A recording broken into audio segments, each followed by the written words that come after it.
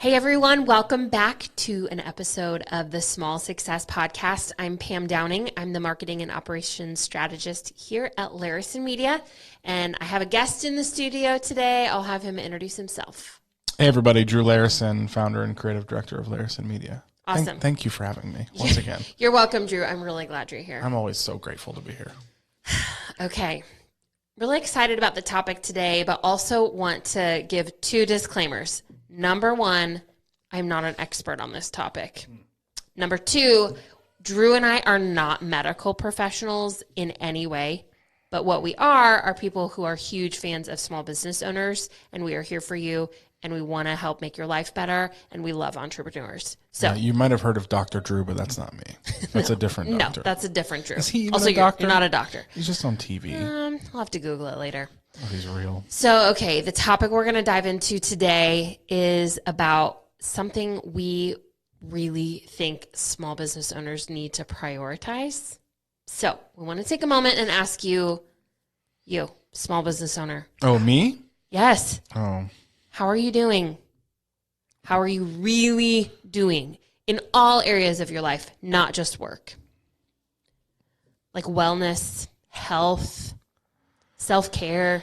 Just putting me out there. All those buzzwords. I mean, like everyone else, I could probably be doing better. Sure, same. Yeah. So, I have a lot going on.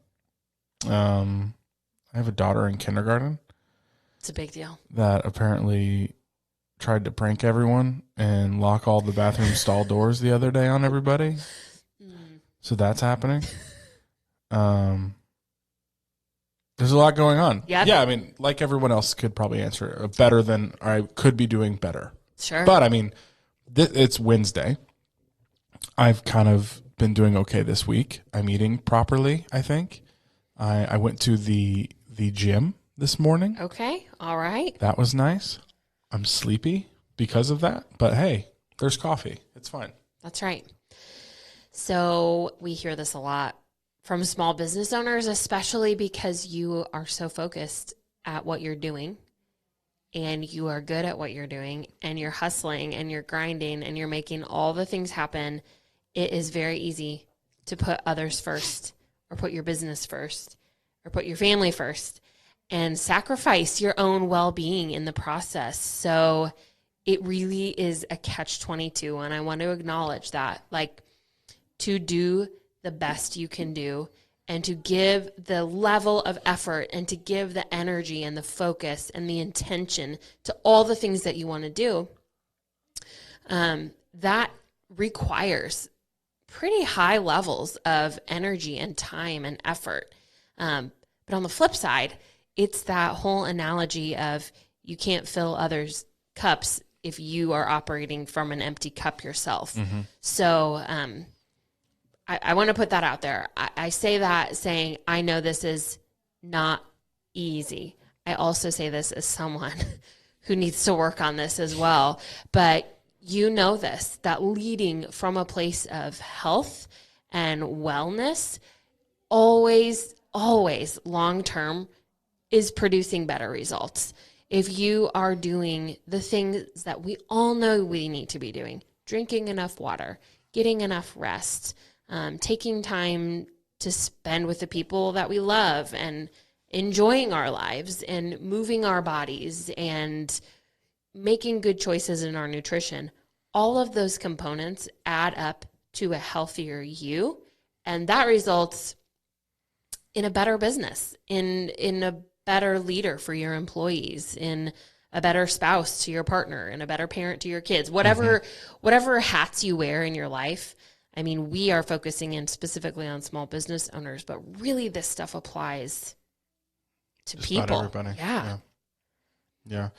Now, there was a moment around year and a half ago where I was stricken with, I would wake up at 3 a.m.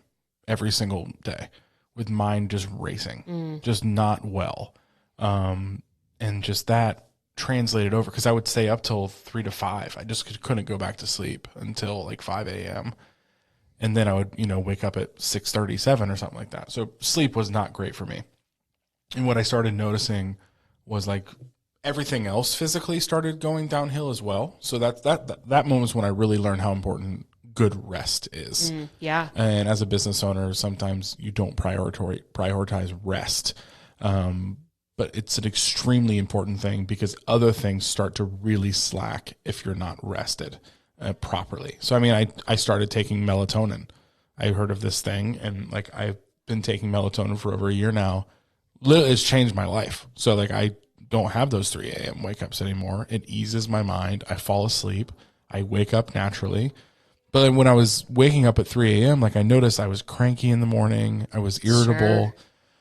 Probably blood pressure was going up because that's a combination of not sleeping well as well. So when you're high blood pressure or whatever, you're cranky, you're groggy, you're just not clear minded. But so I started taking that melatonin, and it changed my life, literally. And Just by getting good rest yeah. on a nightly basis. And okay, so tell me a little bit more about melatonin. Is that like a sleeping pill?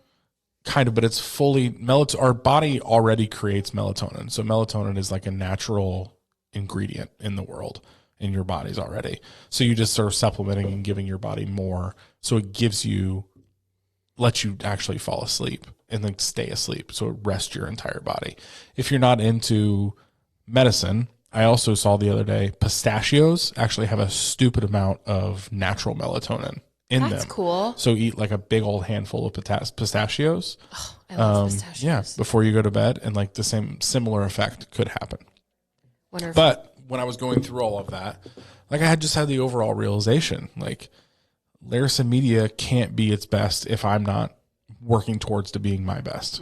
It's straight top down. Good point. You know, where my attitude on a daily basis, my irritability on a daily basis, my grace towards employees on it. I mean, everything is affected by like my mental state and mental health as like an owner. So I mean, it's hard, but it's definitely something I'm working towards being better at. But it's amazing too. I had a really good run, and I feel like people do this. I had a really good like 5 to 6 month run where I was eating well, sleeping well, exercising almost daily, doing something daily, and like everything was just better. Everything was. My relationship with my wife, my kid, I always say like I was a better husband, I was a better father, I was a better boss. And because when you're feeling good, like those vibes, they go out. Yeah. You know, and they go out to everyone else. If you're feeling really well in your mind and in your body and your soul type of talk, those vibes, they vibrate towards everybody else. So I mean, it's just, I noticed that. And then of course, like everybody else does, I fell off that ladder for a minute, and I'm trying to get back on it because falling off wasn't that bad of a thing, because I don't think I fully realized how different it was until you fall off. And then you go back to those old patterns and you're like, oh my, like those choices really did make a huge difference. Yeah. You know, setting aside 30 minutes to like exercise a day made my mind so much clearer. Oh, if I'm sleeping better, if I'm not sleeping well, I see how different that is now. So, I mean, falling off the ladder worked well for me because it really made me realize how different everything else falls in the line. I mean, but it's hard. I mean, it's hard owning a business. Just the daily stresses of everything builds up. But I mean, sitting around and ignoring those or letting them pile up just leads to a really bad place. Yeah. And that's, I mean, the thing that I'm thinking about in this conversation, and I think the thing that I'm learning, you know, just on my own, is that this is about that long game. You know, can you get by eating fast food for a day? Sure. 2 days? Sure. Every single day over the course of decades or multiple? No, that's not good. That's not sustainable. That's not healthy for you as a person, let alone as a small business owner. And part of why we exist is to create community for small business owners. But I mean, I will just say there is a lot of pressure to owning your own business, to make things more difficult on yourself long term is not a good idea. You know, there are choices that you can make on a daily basis, or a minute to minute basis that make a difference. And the other part of this conversation that that I want to get into is the fact that it can feel really overwhelming because there are so many components to this talk about self-care and wellness. You know, it's not just exercise. It's not just nutrition. It's not just water consumption. It's not just, mental well-being and maybe having a practice where you meditate, or maybe that's prayer for you, or you set intentions in the morning, or whatever that may look like. There are so many components to this that I think for some people, I know for me, at times it just feels overwhelming, and it feels like, how do I begin? Where do I begin? How can I identify the part of my life that is the most unhealthy? Or how can I identify the part of my routine that needs the most work? And so what I want to bring to you is just some really practical tips. And ever since I realized this, I will play on this forever. But we are called the Small Success Podcast. So I want to give you some small steps to start this process and break it down and not overwhelm you and make you feel like, you know what, I can do this. You have done small things over the course of your life, over the course of your small business, that have led you to where you are today. So starting small, choosing one thing and focusing on that. I like 30 days. I don't know if there's any Rachel Hollis fans out there, but I will give Rachel all the credit for this idea, is picking one thing and doing that for 30 days. And at the end of the 30 days, maybe you write it down in your planner or journal, or maybe you put it on your calendar. Take a minute and reflect back and see, how am I feeling since I made that small change for 30 days? And so ideas of small changes are things like, I'm not going to eat chips for 30 days. I'm going to commit to taking a walk around the block for 10 minutes for 30 days. I'm going to set my alarm, and after lunch every day, I'm going to close my eyes for 2 minutes and focus on my breathing for 30 days. I mean, none of these things that I'm suggesting are astronomical changes that are going to alter the course of your days. These are things that will take no more than 30 minutes, but they're sustainable, and they're small things that you could do for 30 days and see how you feel. And if you decide at the end of the 30 days, you know what, I really miss chips, I really need those back in my life, by all means, you do you. And that's totally fine. Like, life's all about balance. Also, I love chips. But what I'm saying is there are these small steps that you can take to lead you towards success. And what those steps are look different for every person. Maybe for 30 days, you want to focus on drinking more water. But I think that is a great way to start your journey into this. If you're realizing, you know what, my anxiety level is just really high and I'm so stressed out and I'm sleeping poorly, but like your example of the melatonin, that was small, but long term, that ended up being huge for you. And some of this stuff, I think, can have that placebo effect. Like, is it the melatonin for sleeping? Yes, it probably is. But like the example of, taking a 10-minute walk around the block every day, will that drastically alter your fitness and just like, will that drastically alter your life? No.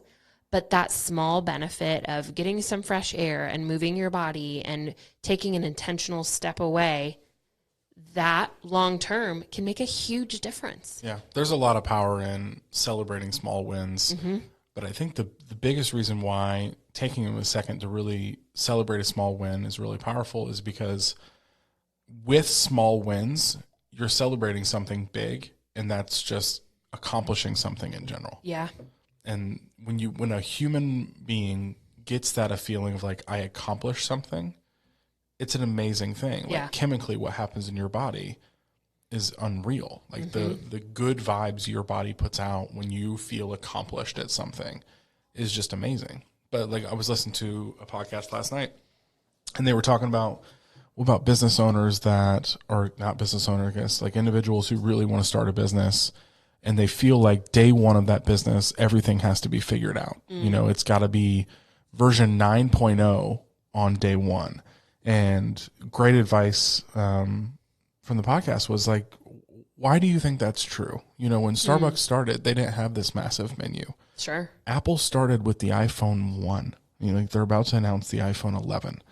Right. So, I mean, start and think small. And there's so much power in that, because if you start small and that little small thing starts to work, you're going to feel great and you're going to feel motivated to create 2.0. And when that works, you know what? I feel good. I feel accomplished. 2.0 worked. Let's move it to 3.0. You know, so there's a lot of power in celebrating small victories, and because those small victories will move towards a massive victory, and that is you're on a daily basis creating something that you accomplished, setting out something that you accomplished, Yeah. which is a powerful attitude to have. Which there's some, I think it's the Marines. I saw something the other day, like the biggest thing that will lead to anyone's success and happiness is life. Make your bed in the morning. Like get up and immediately make your bed, because the first thing you're doing every single day, you're accomplishing. You accomplish making your bed, and everything else. When you start with that awesome mental attitude of accomplishment, everything else will fall in place. So it could be a little thing like that. Make your bed, go on a 10-minute walk. You're going to feel great when you did it. Right. But you're creating habits is really the goal of it. But in the if you can create habits that make you feel accomplished afterwards, that's amazing. Right. That's going to move on to so many other habits and so many other accomplishments. Yeah, it's creating those habits that are healthy habits. And I think what you were saying is creating that momentum that leads to something else.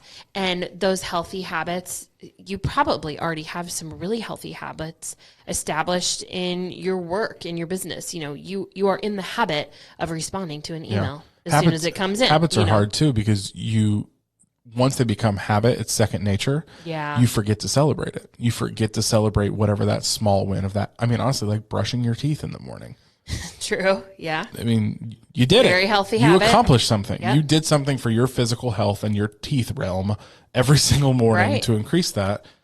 Celebrate it. You know, like have that idea, like that's an accomplishment. What's next? Yep. You know, and move on to the next habit that you've created. But even from like, that's just a little thing.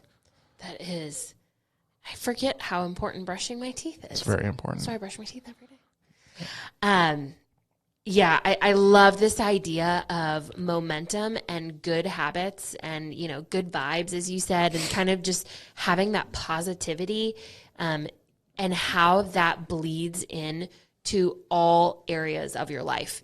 As we all know from, you know, kind of the opposite side of this, you know that when you aren't getting good sleep, that carries over. You're feeling irritable. You're feeling grouchy. You know that when you are making poor nutrition choices, you feel tired. You feel sluggish. Before we started this podcast, Drew and I were talking about just nutrition in general and how, you know, if you eat like a big carby lunch, how you have that crash, you know, in the middle of the afternoon versus if you eat a great lunch that's full of vegetables and lean protein, you don't have that crash in the middle of the afternoon. And that may seem like a small thing, but again, thinking long-term here, that's a big deal. You know, if every afternoon you're having to like get up and grab a cookie and grab more coffee, you know, long-term, not only is that taking away from your work, It's but Band-Aids. yeah, it's Band-Aids for the bigger problem. So I think like, so there is like the bigger perspective of your long-term health, your long-term business goals, your long-term leadership goals. Who do you want to be as a business owner? Who do you want to be as a leader to your employees and your family, and you know what other areas of your life you may be. But to fulfill those bigger dreams, it's starting small. It's creating those good habits that lead you in the right path. And the cool thing about this, and the cool thing about small business owners and entrepreneurs, is the fact that you are a dreamer and you are a creator and you've already made something happen. You can do this. This is so attainable for you. And the other cool thing about this whole wellness conversation that can be intimidating, but is actually something I've really come to appreciate, is because there are so many components. The small habit that I may want to start for 30 days is completely different from a habit that you may want to start for 30 days. And maybe mine has to do with mindfulness and, peace in the morning and taking that time for myself to get my mind right to start the day. Maybe for you has something to do with water intake, but you don't have to have the same goal you don't have to have the same small habit to be working towards the same end goal. And as I say that, I'm thinking, but is there an end? It is the kind of there's beauty in this journey. You're constantly improving. You're constantly taking strides to become a better version of you. That's the thing about habits. There really are no ends. That's the goal of a habit. Yeah. Right. And I think something you can slip into as a business leader, business owner, or whatever, is forgetting that you have influence. Forgetting that, like, when you have bad habits, and we talk all the time, it's amazing. You spend more time with the people in your office than anyone else, right? So, I mean, if you have a bunch of bad habits, they're going to pick that up. And as a business owner, as a manager, as a leader, they're watching. You have that influence where it's, in my head, business owners can get frustrated for employees having bad organizational skills, but they're getting their influence maybe from you and you don't either, or something like that. You have such influence as an like entrepreneur, business owner, manager, whatever your title is, such influence that I think we forget that we have. That when you start making these better choices of creating great habits, taking time for your mental self, sleeping better, you're less angry, you're, everything better mentally in your office, that has such an influence on the people around you every day. The same way that, like, because this stuff isn't just in your office. You take this home with you as well. I mean, you take it to your family reunions, to dinner, to anything in your life. You have influence on those people as well. And that's why, your family maybe is fighting a lot because you come home with a bad attitude or you come home not in a great mental spot. Sure. It stretches everywhere. But, like, if having that moment, we talk a lot about, like, having that switch in your head to really realize, like, what influence you have over the people that are in your life as a leader, as a business owner. You start to look at things differently, and you start to, maybe things that employees are not top notch at, but you look at yourself, you're like, you know what, neither am I. So I'm asking them to be great at something that I'm not great at either. And if they're not seeing me be great at it, why would they be influenced to be great at it? So really just having that switch in your brain to really realize what influence you actually have over the people that are looking to you as their leader, some natural changes probably will happen there as well. Yeah, I agree. I think influence is important. I think often people minimize the amount of influence they have. Like, it's like, it's just me. No one's paying attention to that. Yeah. Especially a leader role. Because I think we give ourselves, I'm just the boss. Like, Sure. They just look at me as, like, the boss who will yell at them if they're not doing something right. Yeah. Like, we give ourselves those roles without really looking at what we actually are on a personal level to our employees, which is an extremely influential person. Yeah. Yeah. And for the small business owner at work, absolutely. I think at home in families, we often minimize our influence as parents or siblings or, whatever role you're playing in your family. Who you are and what you do and the choices you make and the habits you have, all of those things matter to the people who you think they... Especially parenting. I know that could be a whole separate podcast. I've probably said it. It's like the most terrifying responsibility of my entire life, because I'm getting to that age where I'm starting to see, like, the bad habits I've picked up from watching my parents do it. Sure. Their entire life. I'm going to be 30 next month, so I'm like that age where I'm really starting to see that awareness in myself, and, like, every time I realize it in myself, I'm like, oh God, I'm going to do this to them. Yep. Like we always joke like, yeah, we're going to ruin them somehow. You know, like there's no way these kids are getting out of this home ruined in some sort We of way. just want to mess them up in the most funny way possible. But I mean, in a weird way, like as a boss, I look at like my employees as like my kids in some sort of way. So I mean, that stretches out to work as well. Like, you know, building good habits, being disciplined, at work the same way at home. I'm teaching the people that I have influence over to do those things, or at least take a shot at doing those things themselves. Oh yeah, but parenting is the most terrifying responsibility of my entire life. Will always be. Yeah. Easily. I'm crafting a human that is going to grow up and do. I mean, well, look how great I'm doing. Ellie's already pranking people at school at kindergarten. We have no idea where that one's in. Yeah. I have no idea where that one came from. That wasn't me. There's no way that was me that influenced Ellie to do that. That's right. Yeah, that parenting is quite the journey. Have your kids ever done anything and you have that moment where you realize, they totally got that from me? Aaron has that with Jude's still young, but we always say like Ellie is extremely like Aaron in a lot of ways, and Jude is kind of like me. Not because of the gender, it's just how it's worked out. But like there's many things like Aaron has realized in Ellie. So Aaron is like a perfectionist type of person in her work. Aaron wants the work she's doing to be perfect. And like when it's not, she really struggles. Sure.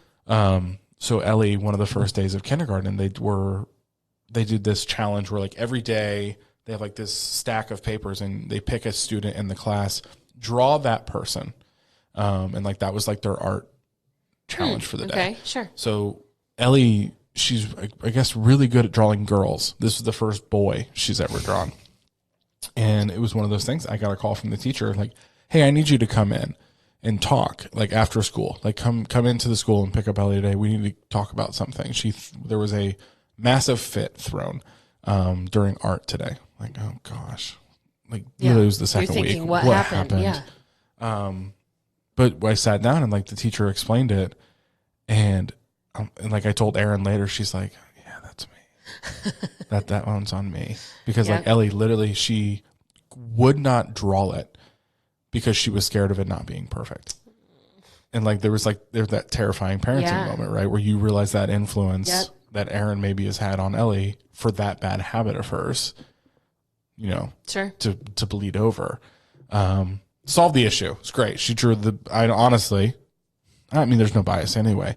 I flipped through the book and Ellie's was the best, but that's fine. Of course, you know, yes, but like, yeah, that influence is terrifying. And it's probably, I mean, the risks at stake with a small business, it's equally as terrifying when you really think about it as parenting, because the influence you have over your employees who are really the ones really making your dream work, that's a big deal.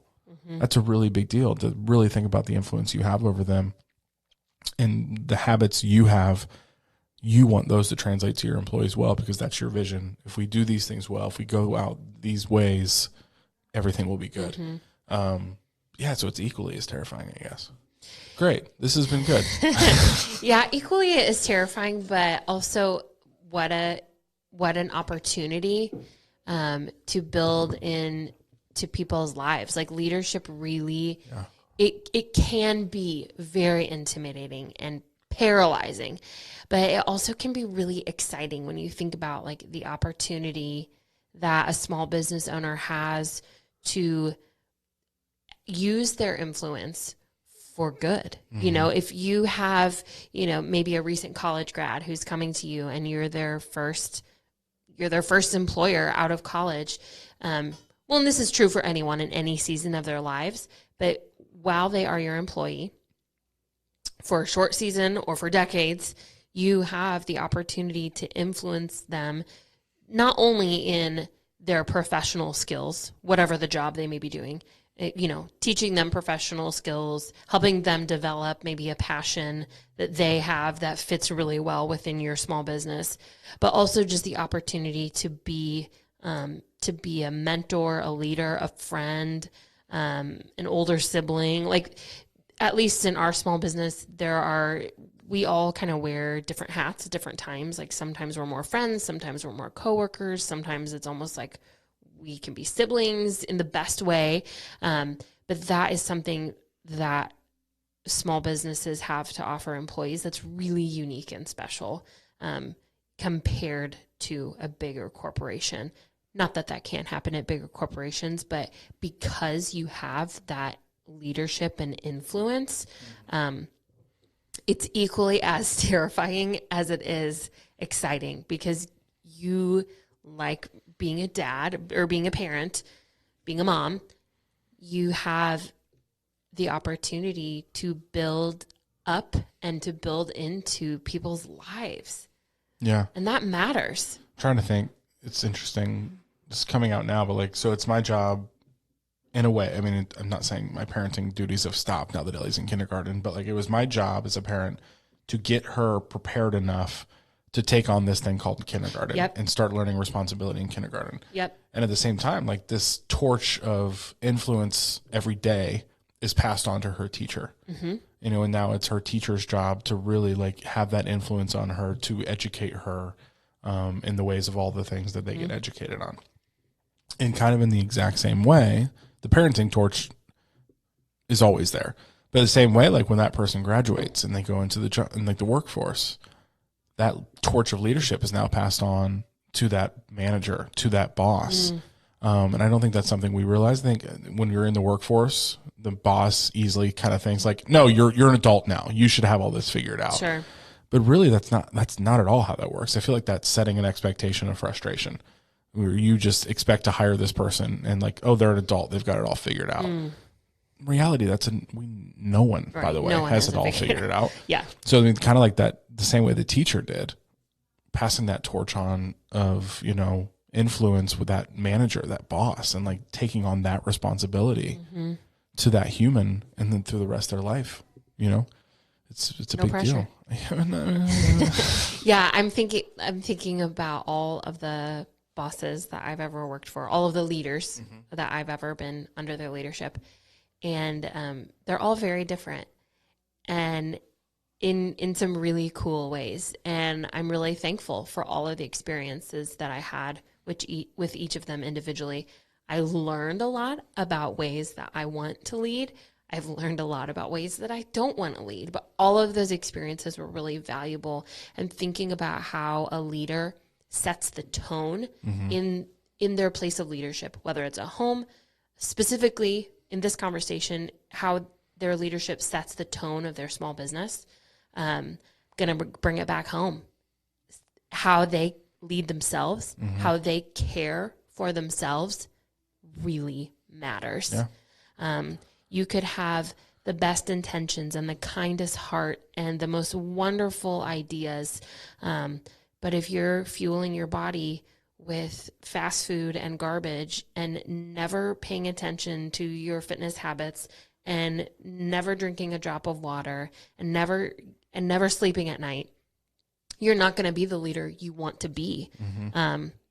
And because of that trickle-down effect, your employees, your kids, your people, whoever is following you, whoever is under your leadership, that will trickle down. So again, sounds like high stakes, sounds like big pressure, but it's really not. It's really these small steps that you can take to improve yourself, for the sake of other people. Because I have heard that like self-care, that just seems like really selfish. Like you're focusing on yourself, you're taking time to yourself. My best friend is really, really great about caring for others and thinking about other people and sending the note and making the call and showing up during the hard time. Like she has taught me so much about how to love people well and care for them and lead them well. But she has also taught me so much about self-care, and she will unapologetically say, you know, on a Saturday morning, you know, she went out by herself. She got a great cup of coffee. She took a 5-mile walk. She got fresh air, and she came back home ready to take on the world. But she was like, that is my time. I know I designate that time for myself because I need it. Because when I don't do that, I know that my week is not the same. You know, I know I'm not going to have that attitude of the attitude of leadership by serving other people, the attitude of leading by helping, or just the way in which she leads in the area of her expertise. She's like, if I come to work tired and groggy and exhausted every morning, that's not who I want to be. So because I don't want to be that way, I take the steps I need to take to be my best self for the sake of other people. And this is, we've talked about that before, but I define like maturity as consciously making decisions today that you know really won't affect anything until tomorrow. Yeah, that's and good. That's maturity to me. That's adulting. Every good leader has that attitude of like, I'm going to make some hard decisions today or make a hard action today because I know tomorrow will be better because of it. And like this is no exception to that. I mean, this is making it. I mean, me going to the gym this morning. Yeah. Perfect example of that situation, right? It's just everything, will fall into place if you start making decisions currently that will help you out in the future. Okay, this is good. I want to add another disclaimer. We are not medical professionals, so please take our advice with a grain of salt, but we do care about you and we want to see you succeed in your small business. We are so glad that you joined us for this episode of the Small Success Podcast. In the show notes today, I will link to the blog where we kind of flesh all this out, but then I'm also going to add a couple links in there of resources that we think may be helpful to you. So check it out. Thank you so much. If you would, please subscribe to our podcast. We would love to have you join us every week here on the Small Success Podcast. For more information, please check out our website at larisamedia.com.